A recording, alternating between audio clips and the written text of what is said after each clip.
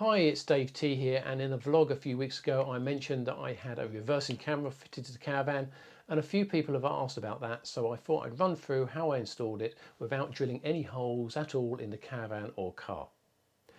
The camera system that I used was the Boscam K1, which I paid about £60 for in April 2019 and is currently available for just under £70. There are other similar systems available, but the reason I went for the Boscam was that the connection between the screen in the car and the camera in the Caravan is wireless. Also, importantly, the wireless transmitter is separate from the camera, so it can be placed towards the front of the Caravan to reduce the transmission distance.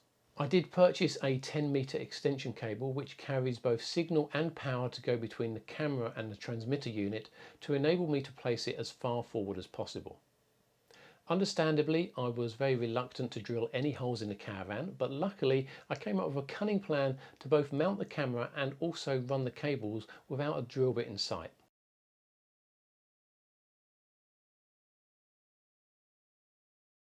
Now, some makes and models will differ, but on our Bailey Unicorn there is a void between the rear fiberglass panel that houses the light clusters and the actual wall of the Caravan. This means that the cable from the camera can be dropped down through the hole that takes the existing lighting cables. It can then be extracted underneath the Caravan and using the extension leads taped or strapped to the chassis under the van all the way until you reach one of the various vent or cable ports through which you can then enter the van. To mount the actual camera, I adjusted, and I mean bent, the supplied bracket until it could be fixed just under the edge of the light cluster housing, with the hole in the bracket lining up with the original light cluster screw hole. Now, some more double-sided tape helped to hold it in place, and after I had tested and aligned the camera, I also used a small amount of silicone sealant to hold it in the correct position. It's also worth pointing out that the Boscam has an option to mirror the video feed to ensure that the image from the camera matched the image I would see in my mirrors. If you do not have these matching, it becomes very distracting whilst driving, as cars will appear to be approaching from the left when viewing through the screen and from the right when viewed in the mirror. As you can imagine, that's going to be very off-putting. I decided to bring the cable back inside the van using the main cableway, which on our particular Unicorn is directly below the fridge just rear of the door. This meant that I had to route the cable inside the van past the door into the front left side locker. I did this by passing the cable through the aluminium extrusion on the door tread. Running the cable inside the locker was very easy and kept it tidy with just some tape and cable ties until I reached the very front of the locker. The transmitter unit was fixed inside the locker to the front wall of the van using double-sided tape, which actually comes with the camera kit. All power required by the system is supplied to the transmitter unit, so to get the 12 volt required, I dropped the power leads through another vent in the front locker. Underneath the front cowling of the Unicorn, there are some power leads for the van's side running lights. Now, I decided to use the feed for the running lights for several reasons. Firstly, they were conveniently positioned just under where the transmitter was. Secondly, the side running lights are not as critical as, for example, the brake indicator or running lights. And thirdly, it had to be a 12 volt supply that was on whilst the van was still connected to the car, which rules out most of the other internal circuits, which of course get switched off. This does, however, mean that for the camera and transmitter to work, you do need to make sure that the car lights are on.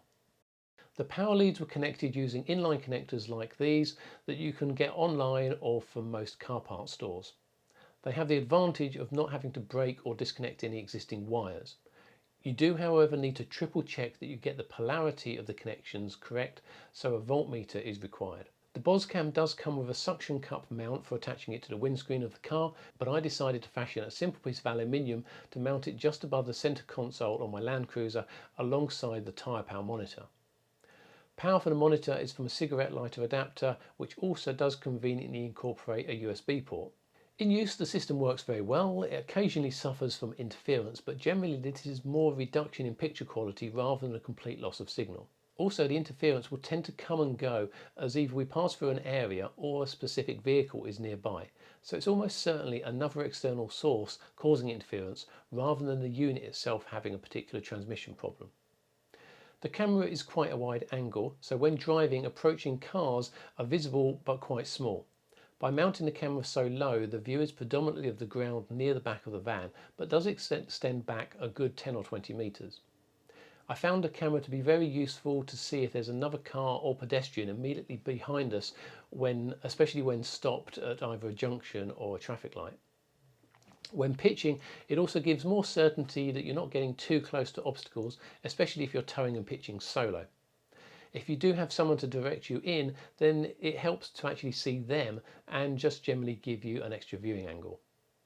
So that's it, a fairly simple project with minimal tools required and easy to complete within a morning.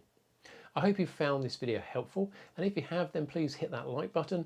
If you would like to see more videos that I make, then please consider subscribing to my channel and hitting that bell icon to be notified when I post a new video. But most of all, thanks for watching.